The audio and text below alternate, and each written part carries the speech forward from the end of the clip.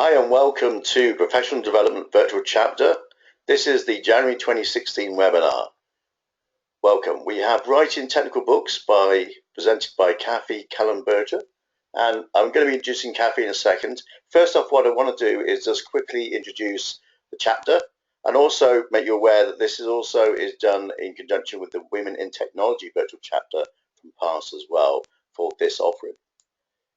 PASS itself has a number of different sessions and options available to you. One of those are the virtual chapters, as well as the SQL Saturdays and the local chapters. On your screen now, you should see a whole list of different virtual chapters listed, and you can go and access those and sign up for access to different meetings that are held on a monthly basis, and sometimes multiple monthly times by some of these chapters. So you go to sqlpass.org/VC and you'll be able to list all the different chapters and the events that they're holding. Here's a quick listing of some of the virtual chapters that we're having in January. You can see we have the first one listed. This is the one we're presenting now. There's another one tomorrow and there's some further ones later in January. But again, the full listing is available on the web pass, sqlpass.org events listing. If you've not been to a SQL Saturday, there may be one being held in your region, both international and in North America. Here's a listing for those in January and February. And also you will notice that there's going to be some more available to you later in the year, and these are all listed on www.sqlsaturday.com. You can go up and find out more details about who's presenting, the locations and the dates of those events. And these are free events, and there's also pre-cons very often run at these events on the preceding Friday normally, and you can maybe attend one of those for a low-cost training in your area. SQL Pass is a volunteer organization, like the chapter we're running tonight and the speaker we have, and also behind the scenes all the different people that get involved in volunteering helping. If you want to become one of those volunteers, you can find out about local opportunities at volunteer.sqlpass.org and go into your PASS HQ, my volunteering section of my PASS profile, and list your preferences for the type of volunteer activities you'd like to get involved in. So I've given you a quick roundup of some of the activities around PASS. Obviously, we recently had the summit and the recordings for that are now available. You can still also purchase those recordings if you wanted to, and if you weren't able to attend it in person. If you want to get more involved and want to stay involved with PASS, there's a number of different mediums for that: LinkedIn, Facebook, also Twitter handle, and the PASS website itself. What I'm going to do now is pass the evening over to, or the session over to Kathi. And Kathi, I'm going to change presenter and make you the presenter now. Okay. Do that.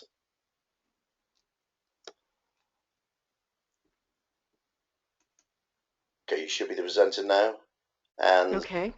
I'm going to mute myself and take it away. Thank you, Kathi. Okay, thank you very much. Thanks for joining us today as we talk about writing technical books. I know this is kind of a niche topic. It's really a very, very interesting topic. I'm Kathi Kellenberger, as Neil said, and I'm an associated with Linchpin People.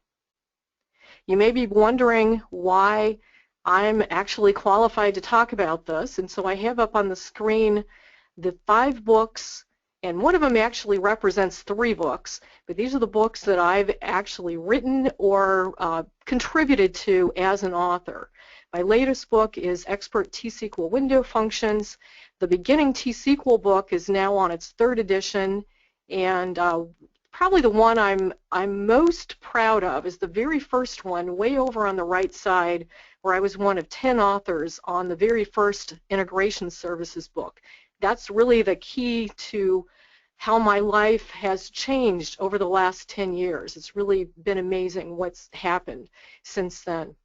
If you would like to find more information about me or things that I write, I also blog at AuntKathySQL.com. You may find me occasionally on Twitter with Aunt Kathi, and you can also contact me by email, kathy.kellenberger@linchpinpeople.com. So why write technical books?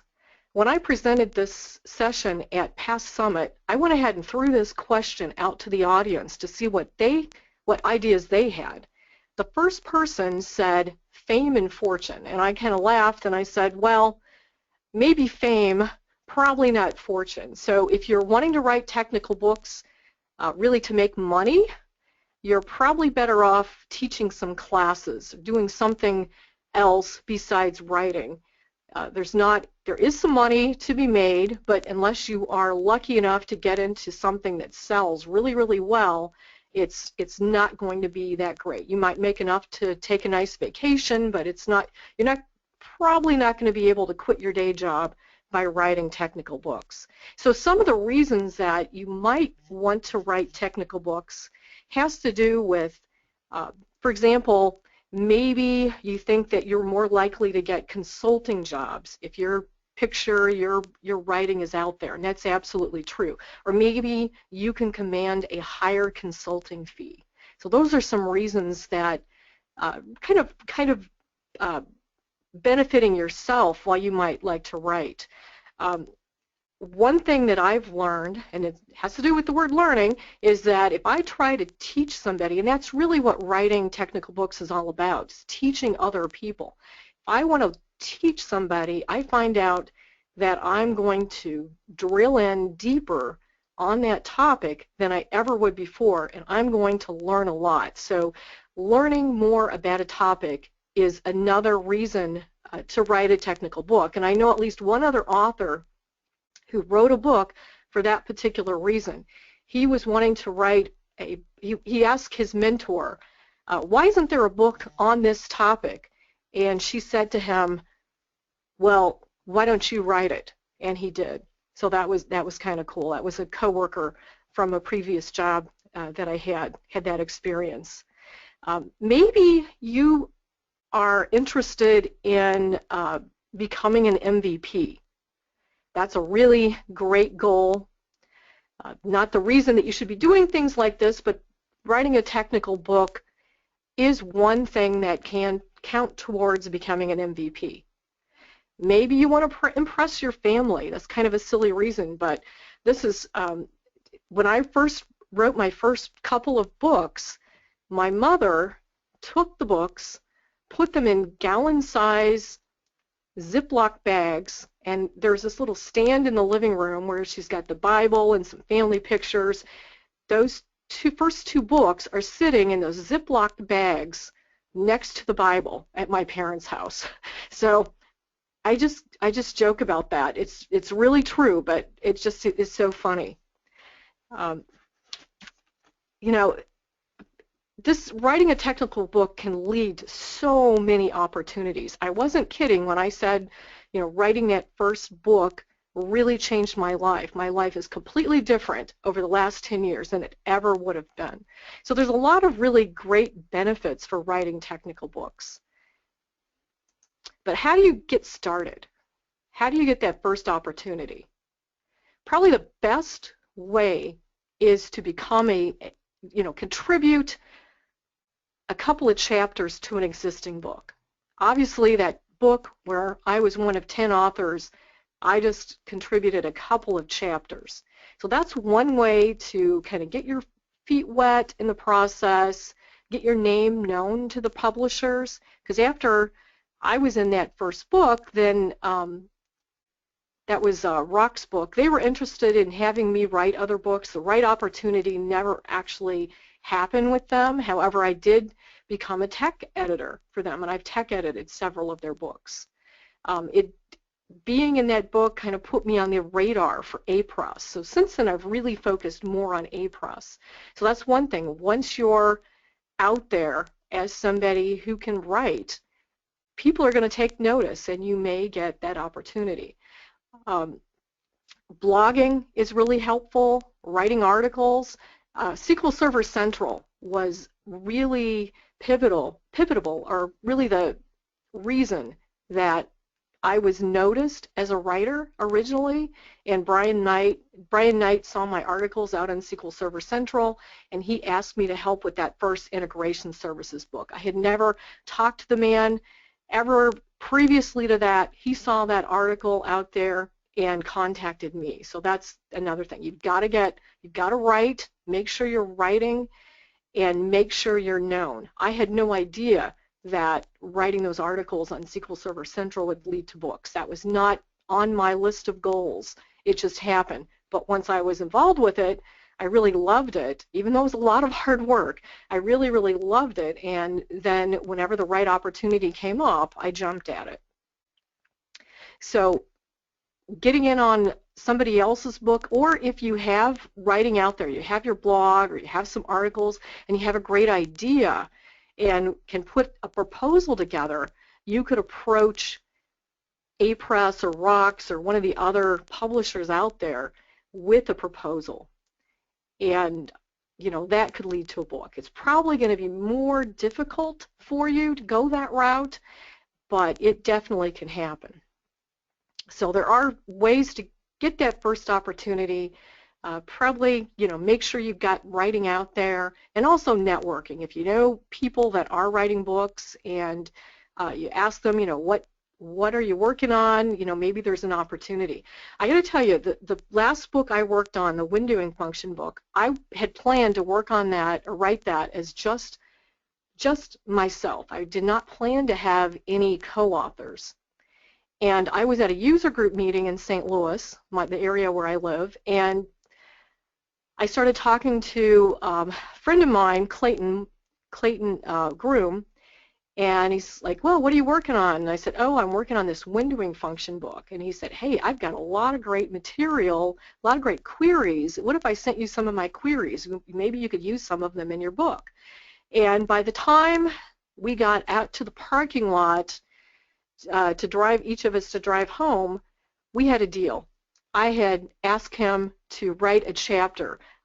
After talking to him, I realized what great material he had and asked him to write an entire chapter for my book. And then now he's getting other opportunities through A-Press to write. I'm not sure if he's working on a book now or not, but you never know what's going to happen.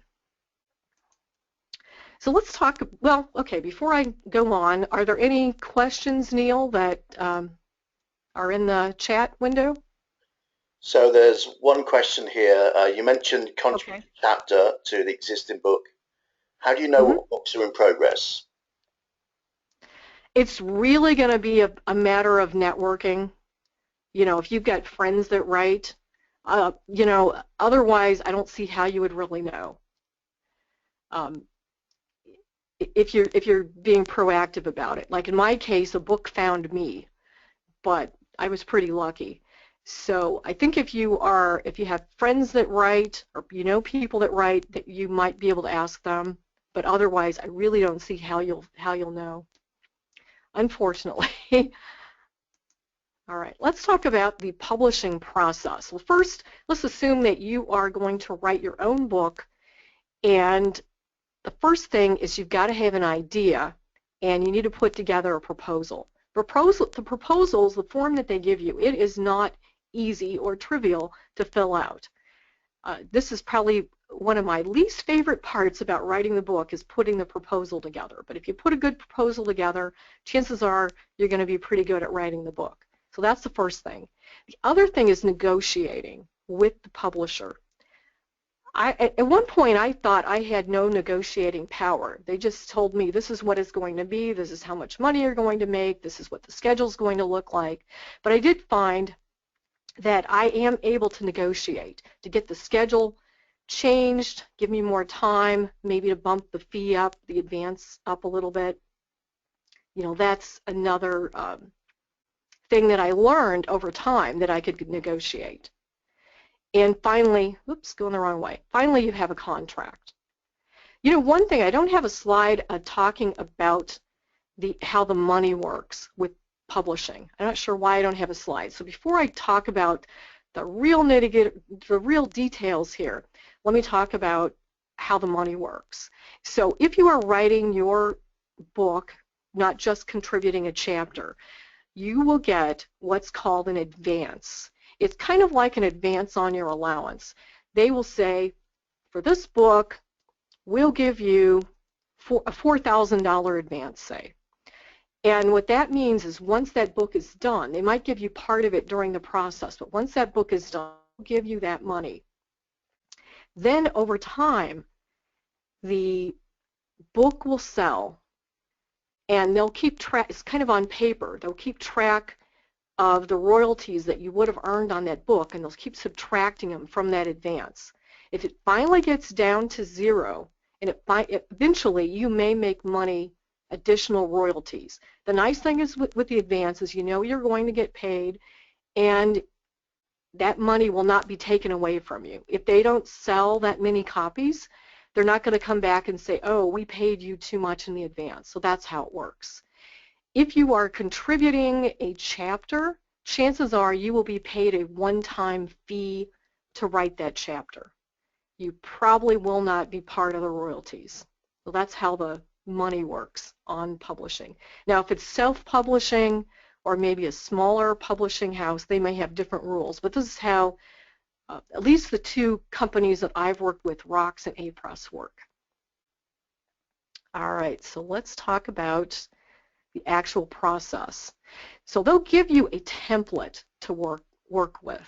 It'll have different fonts and different pieces of it available for different sections of the book. For example, notes or code, you know, so depending on the publisher, they'll have their own template for you to work with. So the first thing you'll do is create a first draft of the first chapter you're working on, probably chapter 1, but it might not be.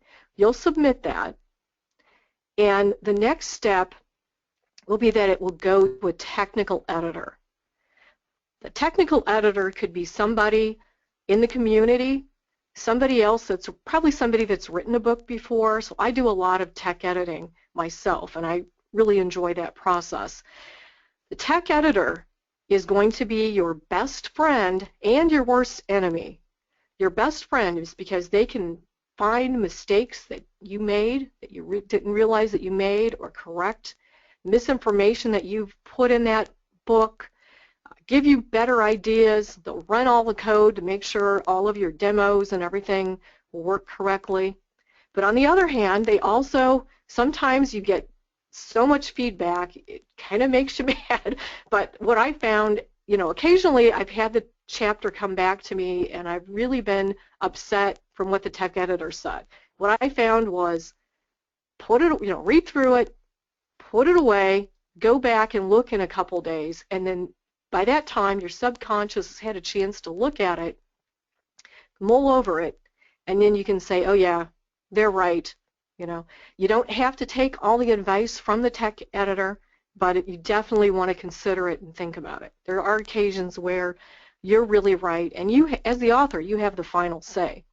So after you have gone through that, you turn in the second draft. Okay, so that's turned in. After that, the chapter goes to someone who is probably an English major, what's called a copy editor. That person is an expert in English, but may not be a technical person at all. So they're going to correct the grammar, make the sentences read better. You have to be really careful, though, because occasionally they will change the meaning of a sentence. So again, you have the final say. You can accept or reject any of the changes that the copy editor makes. Generally, I would say 99% of the time, you're going to accept what the copy editor, whatever the copy editor says, most of the time. And then that's after you go through and make the changes or you don't really accept the changes. I'll show you what I mean in a minute. But you know, make whatever other changes, and you could actually even add some additional content at this point if you felt like something was left out. So that's the third draft. After the third draft, they put it into what's called a chapter proof, and this is a PDF. And at this point, it looks beautiful, and you actually have a chance to go in and correct some other things. At this point, you probably better have everything, you know, pretty much perfect before it gets to the step, but they'll still let you make a few changes. Here's the problem. On a given day, You might be working on the first draft of Chapter 10. You may have just gotten back chapters 4 and 5 from the technical editor and Chapter 1 from the copy editor.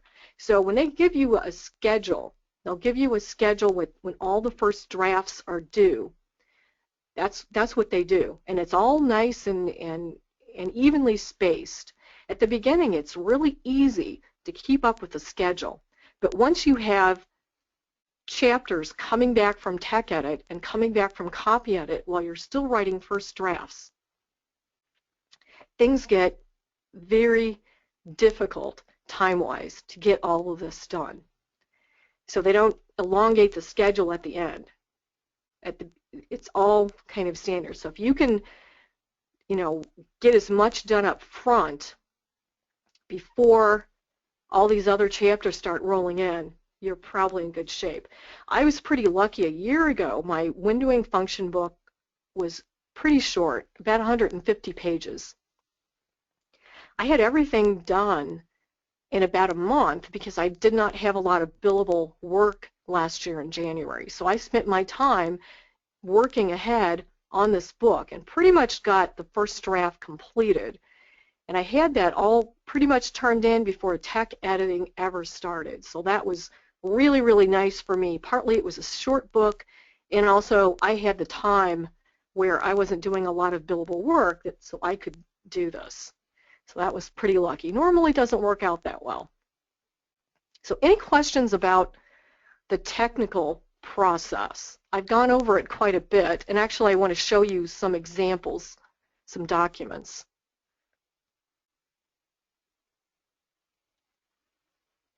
No questions? Okay, I'm going to escape out of this, and I just want to show you.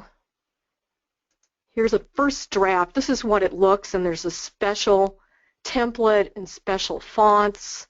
And notice it doesn't look like your typical document that you might put together for work. It's got this special heading up here, and you just go through and write everything. And what I generally do is try to get the fonts and everything correct as I go. They say not to worry too much about that. I don't know, something about me, I like to always make everything right as I go. But you could just write everything and come back. You can have screenshots, figures that you might draw, So it's a pretty nice process.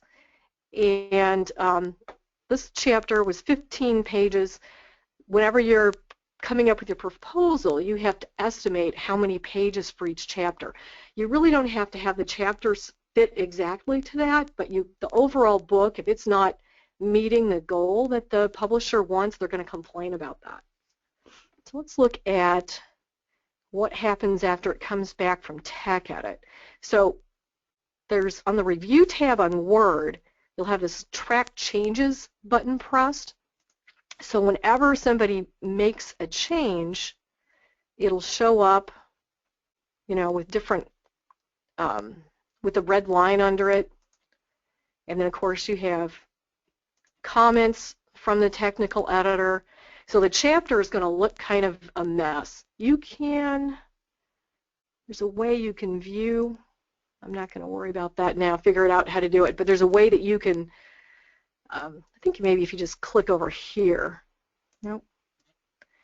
Some ways you can turn that off so you can just see the chapter, how it looks, but you've got to turn it in with these changes still in place. The publisher will actually accept the changes. So that's how it looks after tech edit. And then the third draft is copy edit. And you can see how this is a change that I made, but there's other changes. Let's see if I click on that. Can I see it? Other changes that the copy editor made somewhere. Here's some where the copy editors fix my capitalization. Okay, and finally, the PDF. And I love getting the PDF back because this is what the book or the chapter will really, really look like once it's published. So I love getting back the PDF because it is so beautiful. Maybe mine's not so beautiful, but to me it's really, really beautiful when you get this chapter back. So any questions about the process? So I've got a couple of questions here, Kathy. So one was, and I don't think it's about the process, about kind of, is this the primary source for your consulting work, writing technical books, or would you say that would be other articles, etc.? So is it the primary way I earn my living? Is that what they're asking? I think it's about kind of, really how much kind of consulting work would you get through the kind of writing of technical Um, books? I think is the question. I don't, oh, how much work would you get? I don't really know if it's possible to actually measure it. I know there are situations where, um, for example, there was an engagement that came into Linchpin People a few, last summer, last spring, I'm not sure when, and whenever they were talking about, they were trying to get the deal, they hadn't signed the deal yet, and they said, and the lady said, well, who will actually be doing the work? And they said, oh, we're not sure, but here's a list of some of our consultants. As soon as they saw my name, the lady said, oh, I want Kathi Kellenberger. We'll sign the contract. We'll give you the business if Kathi can do it. That's a direct result of me being, a writer and somebody who has content out there. I'm not really sure how I could actually tie every engagement to a particular book or books in general, but I think that it has overall changed my career a lot. If it wasn't for writing, Adds weight to what you're doing as opposed to being yeah. what the one thing. Yeah. Yeah, and in fact, when I started writing 10 years ago, I was a DBA at one place, at a big law firm. And I feel like if it hadn't been for the writing, that's probably what I would still be doing instead of being an independent consultant now. That's what I really think. I think if it hadn't been for that, my life would probably be very similar to what it was 10 years ago. So my life is completely changed, completely turned around from what it was. Not that I wasn't happy back then, but I'm really, really happy now. It's really exciting and fun. Yeah. So there's occasionally situations where there's a big engagement that I have right now that basically they researched me and said, oh yeah, we want this person, and it's got to be partly from these books, not just not just the other stuff I do. So it's kind of hard to say, and I do a lot of community work, but I think in general it's through the community channels than you would from just writing a book and stuff. Yeah. Yeah. I can't see any questions about the process though, so okay. kind of just have a quick look. No, there's nothing there about the process that you described. Okay. The other thing that I notice is I talk to a lot of people, especially at things like SQL Saturdays and Past Summit, and they say, oh wow, you must really love writing. I wrote one chapter for a book, and the process was so awful, I'm never doing that again. I hear that all the time. I'm never doing it again. And first I thought, well, I guess writing's not for everybody. But then recently, and partly because of this presentation, I started thinking about it. If this is the first time you've ever written a chapter for a book, why do you think it will be easy?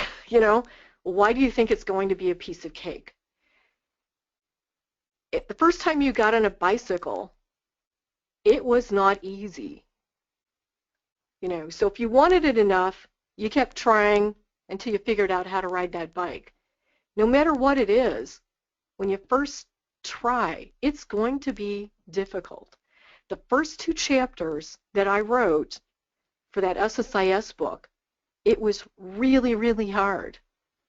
But since then, I've gotten better at this. So I really, even if somebody has written one chapter and they're really discouraged about it, I would say try again. It's going to get easier.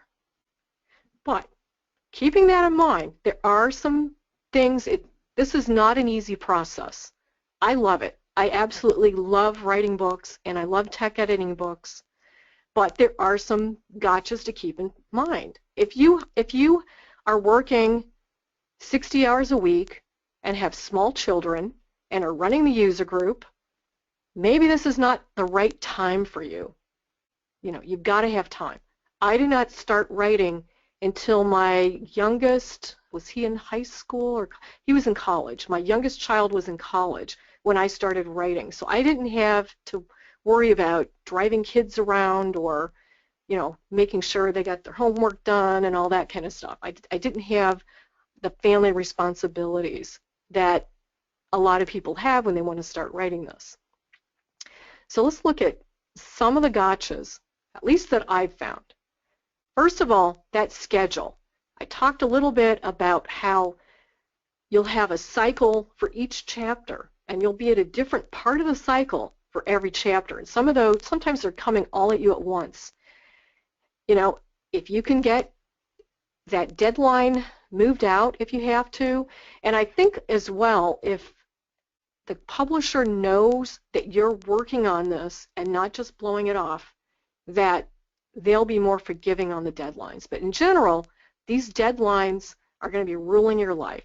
You have to really be committed, and it is a lot of work. So I'm not going to say that it's not. It really is. The other thing is perfectionism. The book will never be perfect. There will always be errors. Obviously, you want to try your best to find them and make sure that they're not, that they don't make it to the published book. Once they're past that PDF stage, that chapter proof stage, it's difficult to get anything changed. So that's why they have on the website, they have the errors, the errata, or however you say it, they have the errors out there as things come up.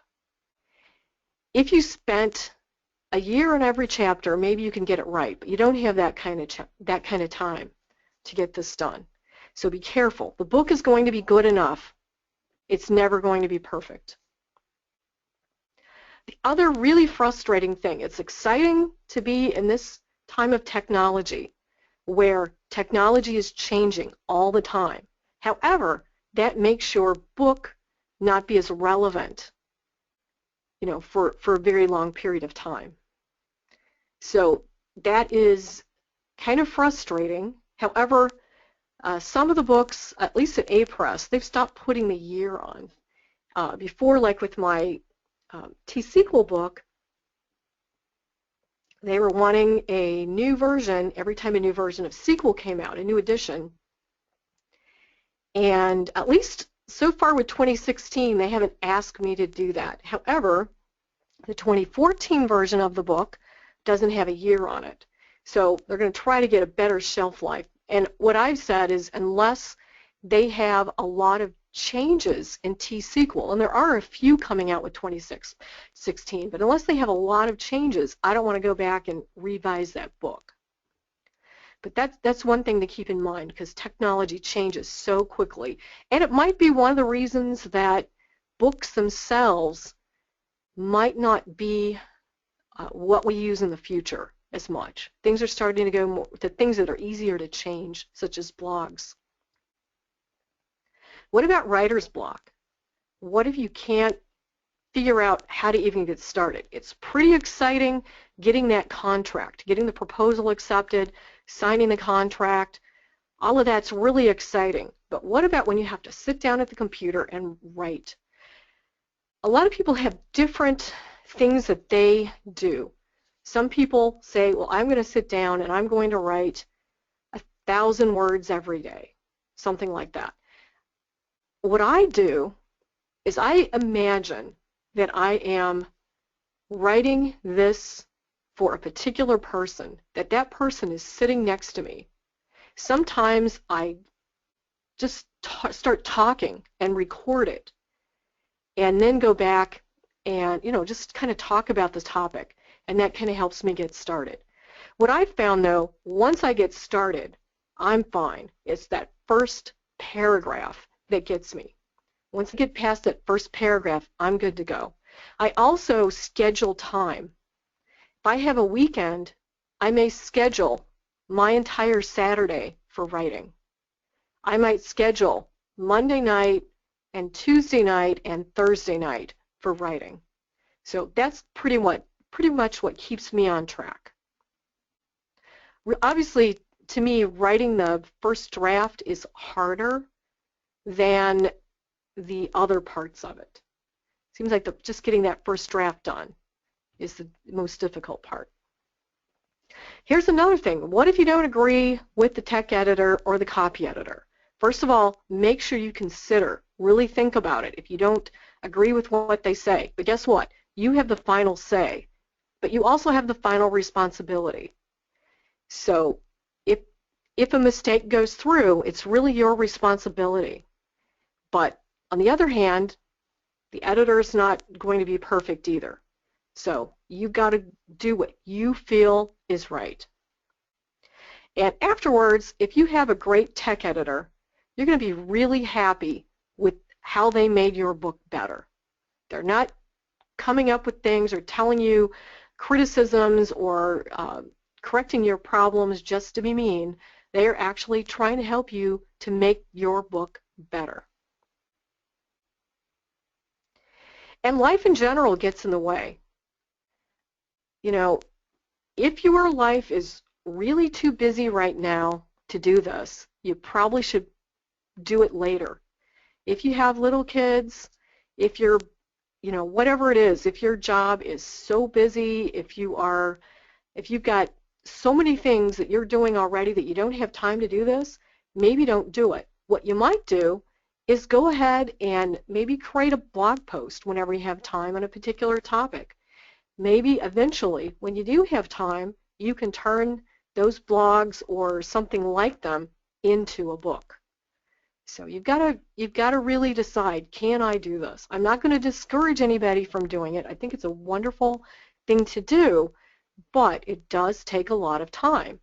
You'll see in a lot of books in the beginning, they'll have the acknowledgments, and they're always thanking their spouse and their family for all the time that they took away from their family responsibilities while they got the book done. So obviously, if you're writing your own book, this is going to be a bigger problem than if you're just contributing a chapter or two. But even then, if this is your first time writing the chapter, that's going to be pretty time-consuming as well. So you got to keep that in mind.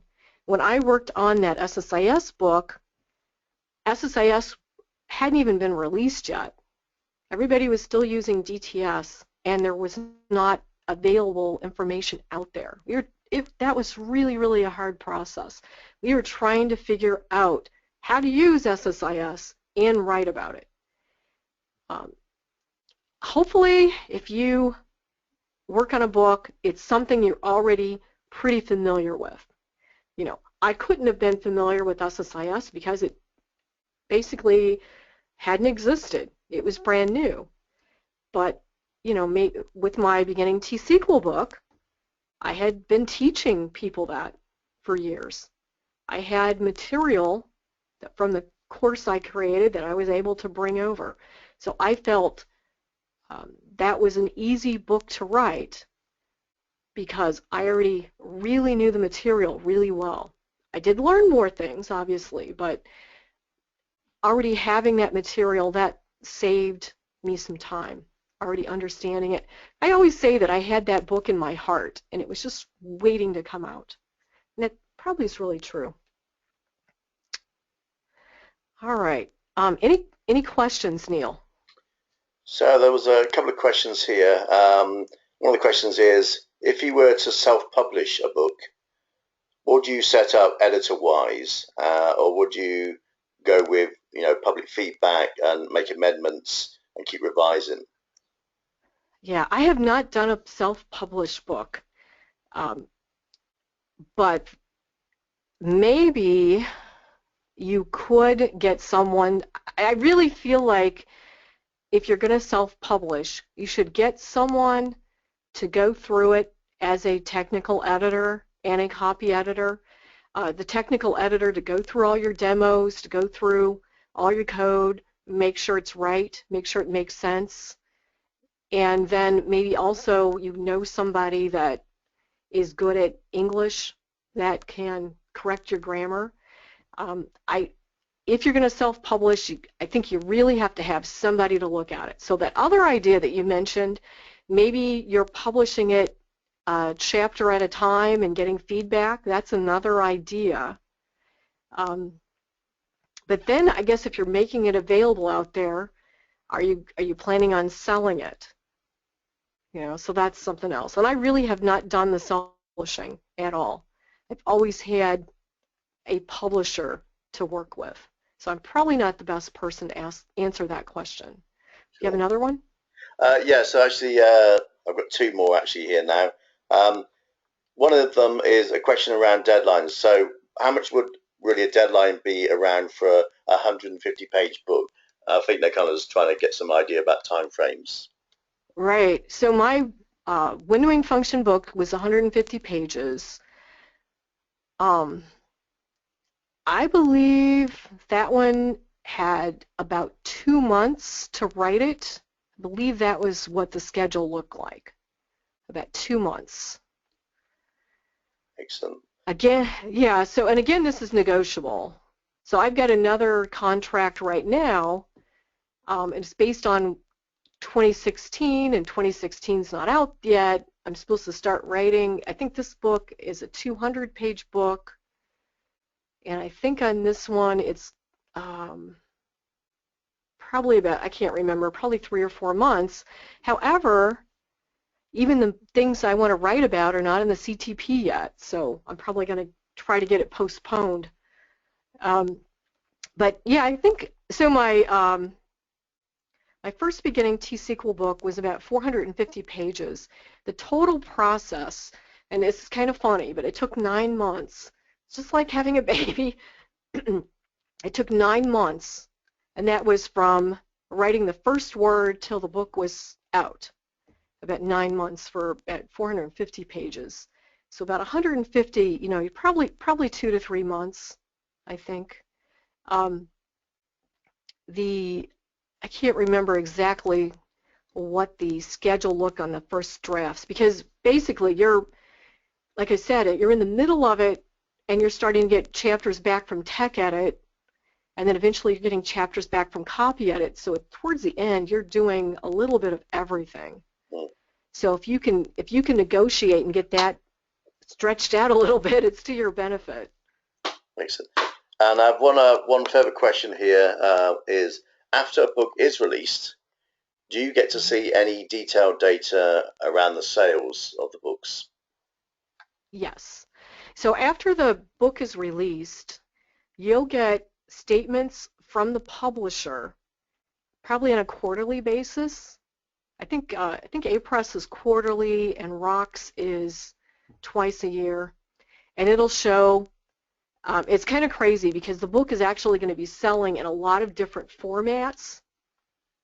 So the statements that you get are very difficult to understand, but it'll show like how many units were sold, how many were returned, and you can kind of watch your advance kind of be chipped away over time.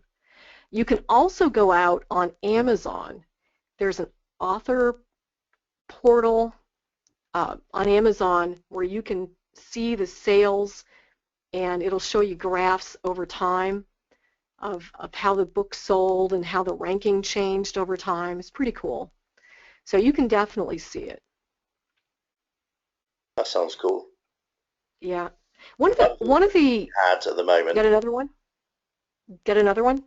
No, that was all the questions we have at the moment. So. Oh, okay. So this is probably one of the coolest moments of my life. One of the things that they do is that they will send you, once the book is out, they'll send you a box of books. You know, that's part of the deal.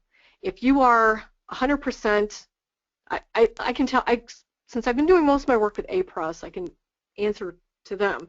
But if you are the only author, you'll get a box of 20 books. Let's say you wrote half the book, you'll get 10 books. So it depends on your percentage of the how much you've written. But anyway, the first day I got this box of books, on beginning T-SQL. And I had already had out there the ROCS, or the SSIS book, where I was one of 10 authors, and that was really a big deal, obviously. I didn't think about it, but when I got that box of books for the beginning T-SQL, and I opened it up, and I took the book out, and on the, I guess it's the binding, the back edge of the book, where that you list the title and the author's last name. And when I saw my last name there, it was just the most amazing feeling. When I was working on the SSIS book, of course, my name wasn't back there because there were too many authors. So it was just an amazing feeling to see my name on the back of the book. The other cool thing is seeing your book in a physical bookstore, which is really harder. It's a lot harder to happen nowadays because bookstores, at least in the US, they tend to not have a very big technical section because most technical people will order stuff online instead of in a physical book. So the SSIS book I've seen a lot in physical bookstores. I've never seen my beginning T-SQL book there. If anybody sees it, or my windowing function book, take a picture and email it to me. So, but it's pretty thrilling for that to happen. Really, really fun. Okay, so now that you understand kind of how the process goes and you kind of understand a lot of the pitfalls, what you're dealing with, what should you write about? I really recommend that you write about something that you know. It's a lot easier, you know. For example, the windowing function book. I had been speaking on windowing functions probably 3 years at least before I got the idea to write the book. And at first, someone had suggested to me that I write the book, and I was like, oh no, I can't do that because It's Been Gone has a windowing function book. Why do I need to write one? Well, it turns out that I know things that Itzik didn't include in his book. I explain things a lot differently than he does. So after thinking about it a couple of days, I realized, yes, I should write this book, and I'm really glad I did. So that's one thing. If you've been presenting on something, if you've been blogging about it, maybe you should write a book about it. Another thing might be something that you want to learn. There's a ton of new things out here. What if you wrote a book on using R with SQL Server? Something brand new. Why should you do that? Well, for one thing, you're going to learn this topic. Maybe it'll help you learn the topic, and chances are there's no other book out there on that. So maybe it's actually going to be a pretty good seller. If there's other people, again, getting asked to do a book, if an opportunity comes up, you know, I had no real interest in writing a book on SSIS or contributing to a book on SSIS, but when I was approached, I said yes. It was pretty exciting to actually be asked to do that. So even though that wasn't a real big interest of mine, I went ahead and did it. It got me my foot in the door. So there's a lot of, I don't know, authors, or not authors, but publishers are really, really looking for authors. So if you have an idea, maybe it's how you do something where you work, things that you've come up with, which leads me to something else that I probably need to add in the pitfalls. Make sure that if you decide to even contribute to a book, that you talk to your manager, you talk to your HR department.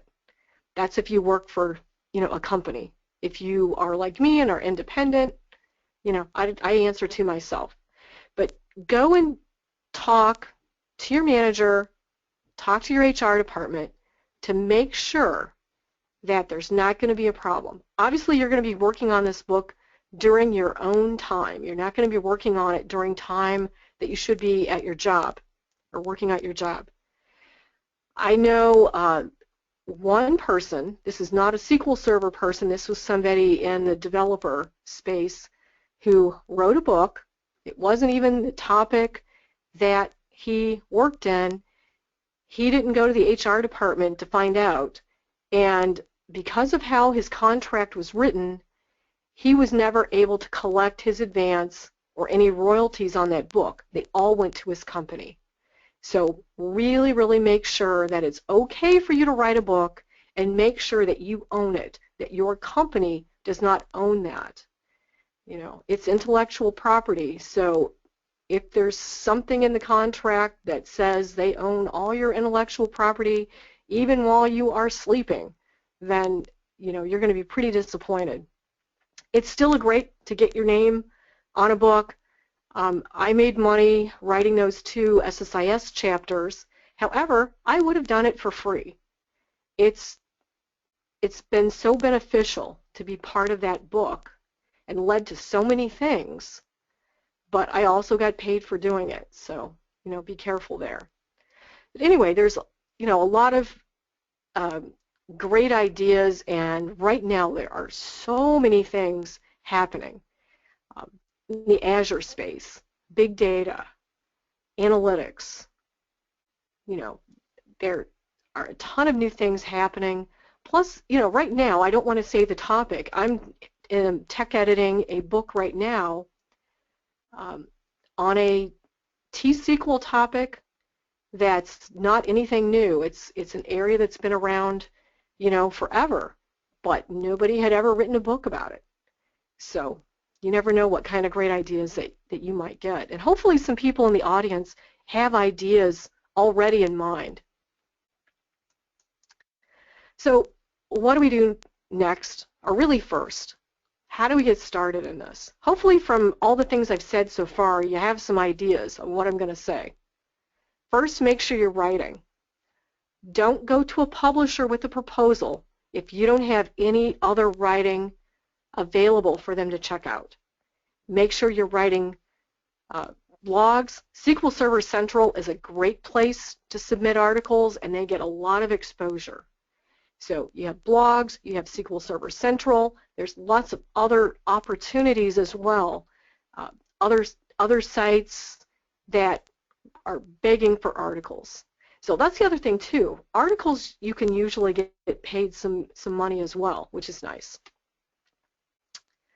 Make sure you promote yourself. It kind of drives me crazy when I hear someone is just started a new blog, but they don't want anybody to see it. Like, okay, why are you doing it then? So make sure you're promoting it. Make sure you put your blog address on your business cards, whatever way you can do it. Just like today, I made sure that you guys saw my blog address at the first slide. So make sure you're always promoting yourself. For some of us, that's not easy. I have learned over time to keep promoting myself. That leads to opportunities, and I like anytime I'm doing something, I think, how can this help me with that? So it's just kind of a way of thinking that you have to develop over time. And I know most of us in the technical world are introverts, but you know what? You can actually change that about yourself. I was an extreme introvert 20 years ago, and now people are like, wow, you're an introvert? And I'm like, yeah, now I'm more towards the middle. Networking. As I mentioned, you may have friends in the community that are writing books. Make sure that you make as many contacts as you can, user group meetings, past summit, online, Twitter. You know, that's the thing too. Even if you don't personally know people, you could go out on Twitter even and say, hey, I would love to get involved with writing books. And maybe some of the SQL community would say, I'm looking for some co-authors. Maybe you can help me. You never know. Could lead to that. So what I would really like to offer is if you actually have an idea and you're ready, shoot me an email. I would love to introduce you to my editor at APROS. At Past Summit, I made the same offer during my session there, and I ended up introducing probably 3 people to A-Press while I was there, and I think some of them, A-Press had a booth at the summit, so I think a few people just went up on their own.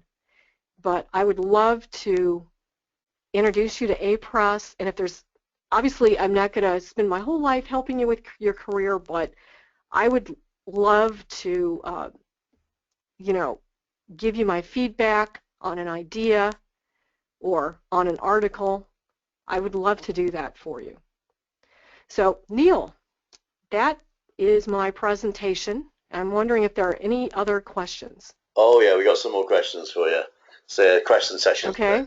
Okay, so let me kick off with Okay. the first one is, do you know of any reference materials that you could recommend to help learn technical writing, specifically how to improve writing and effectively communicate technical concepts? Is there anything that's helped you over those books that you've written?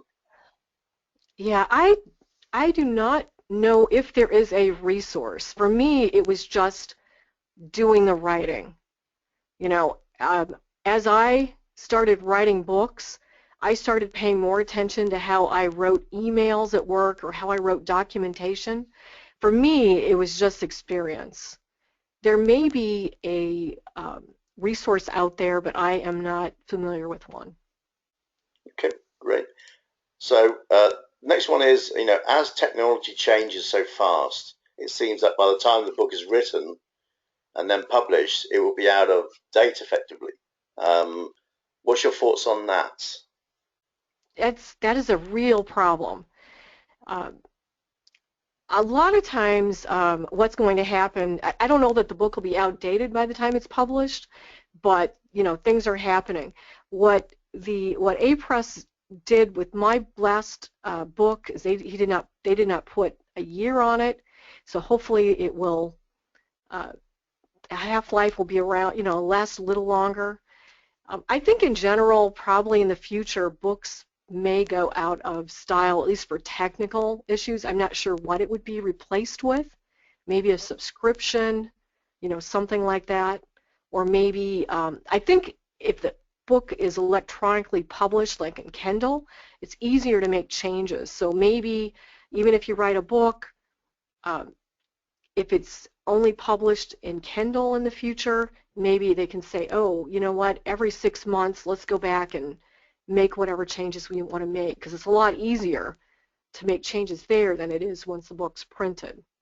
So I'm not sure really what the answer is here. I know it's definitely a problem.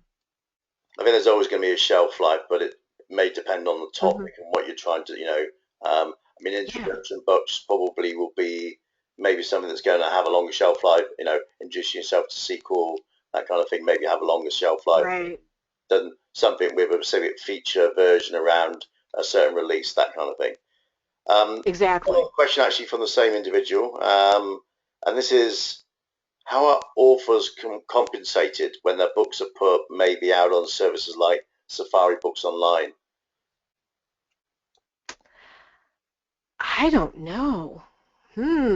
I know with A-Press, they have their own online subscription service right now, and they're adding extra money at the contract to compensate from that. As far as Safari, that's something I've never thought about, and I'm assuming that maybe my books are out there. However, when I get my statement back quarterly, I notice that there's all kinds of different ways it's being sold, so that might be part of it. So I need to look into that. you It know, could be I'm hope bundled around I'm as well. hoping. Yeah. Yeah, maybe I'm not being compensated at all. I don't know. We'll ask for I more don't money, know. Kathy. You need more money. Go I on. need more money. Yeah, it's like I get the advance, and at least for me, I get the advance, and I just assume that's all I'm going to get. That that's the best thing I can assume. However, like my beginning T-sequel, there's 3 editions out there, and there's one of them that's actually made back the advance, and I'm getting royalties on one of them.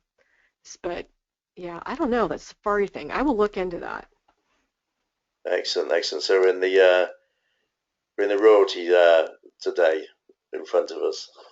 I don't expect it's a huge amount of money though, is it? it is not a huge amount of money, and it's getting smaller. It's definitely getting smaller. There, um, I don't really know if I should say numbers, but I'm going to say numbers. My windowing function book, they first offered me $750 as an advance, and I was like, really? Is that all you can offer me? And so I negotiated and got the price up higher. Um, I'm hoping that's only been out since March, I think, of last year. I'm hoping that that one makes the advance pretty quickly, and I'll make more royalties because I know it's selling pretty well. But yeah, the amount over the last 10 years, the advance that they'll pay has probably gone down to about a third of what it was originally. It's kind of sad. It's all about the love of doing the work and not the money. But You yeah, got to love to do it. You got to realize you're helping other people throughout the world. You're making a difference throughout the world, and it's going to help your uh, consulting business. It'll help you. You know, it's like I said, it's like a living, breathing um, business card.